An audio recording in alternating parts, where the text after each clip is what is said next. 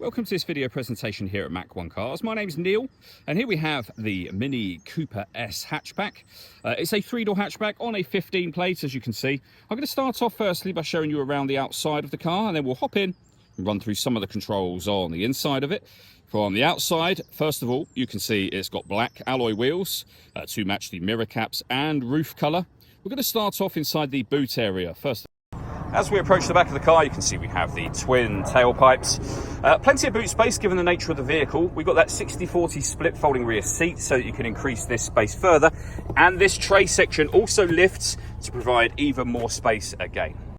Okay, so we're just going to work our way back around to the front of the car, and then we'll hop in and run through some controls from there. Now that we've done a full circle of it though, you can see it's in fantastic condition the whole way.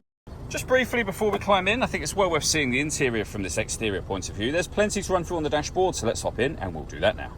Okay, now that we're inside the car, we're going to start with the dials. We have a digital readout for the speedometer, your rev counter on the left-hand side, the main speedometer in the center, of course.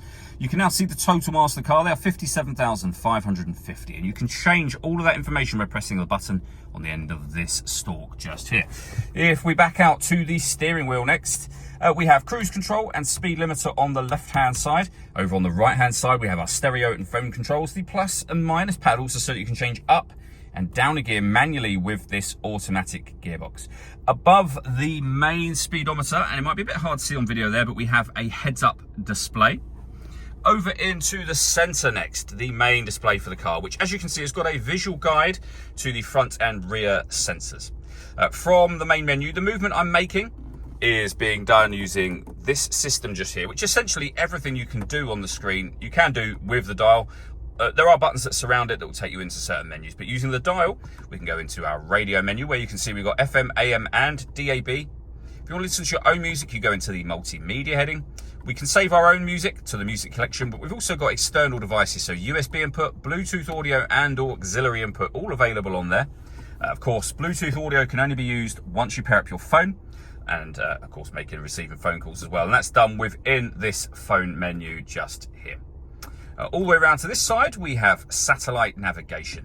A really nice clear color display. This is the XL version, so the extra wide color display that you can get on these cars as an optional extra.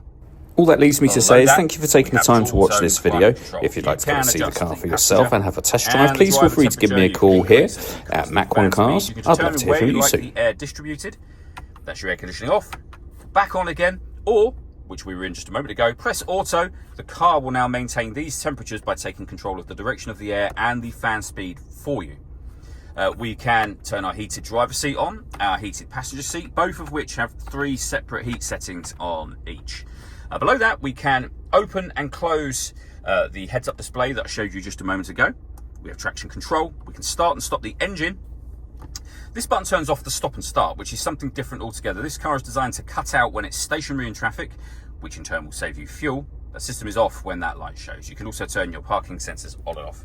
We have a 12-volt charging socket, auxiliary and USB inputs, 2 cup holders, and then the gear lever for the fully automatic gearbox. Lastly, you can change the driving setup of the car. So you can put it into sport, mid, or green, whichever mode you put it in. So we're on green mode there. It will show you on this display as you change it. All that leaves me to say is thank you for taking the time to watch this video. If you'd like to come and see the car for yourself and have a test drive, please feel free to give us a call here at Mach 1 Cars. We'd love to hear from you.